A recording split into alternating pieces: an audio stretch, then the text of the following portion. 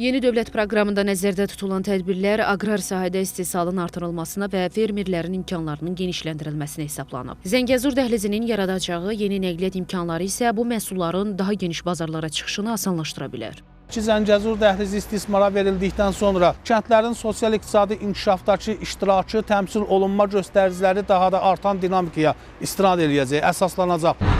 Nəqliyyat xərclərinin azalması, bir sıra istiqamətlər üzrə logistika xərclərinə qənaət olunması, məsafənin azaldılması nəticəsində vaxt itkisinin qarşısının alınması və Naxçıvanda istehsal olunan məhsulların, həm də Naxçıvanın dağ kəndlərində olan istehsal və xidmət müəssisələrinin məhsullarının əmtəə dövriyyəsinə cəlb olunması prosesləri də sürətlənəcək. Məhz Zəngəzur dəhlizi Naxçıvan Muxtar Respublikasının həm azad iqtisadi zona kimi, həm də logistik mərkəz kimi beləcə perspektivlərini artıracaq ki, bu da əlavə üstünlüklər, əlavə dividendlər qazandırmış olacaq.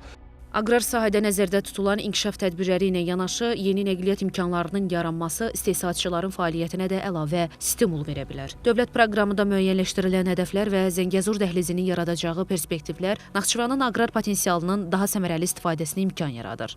Bizim qarşımıza qoyulan hədəflər bizim üçün daha da məsuliyyətli olmağa, istehsalımızı artırmağa, eyni zamanda istehsal etdiyimiz məhsulları həm yerli bazarlara, həm də xarici bazarlara çıxarılmasına və həmin bazarların tələbatını ödəməsinə daha da ruhlandırır. Dövlət sahibkarlıq əməkdaşlığının nəticəsində Naxçıvan Muxtar Respublikasında ümumi iqtisadi inkişaf, eyni zamanda kənd təsərrüfatındakı inkişaf daha da artacaqdır və eyni zamanda istehsal və ixrac prosesini bu artıracaqdır.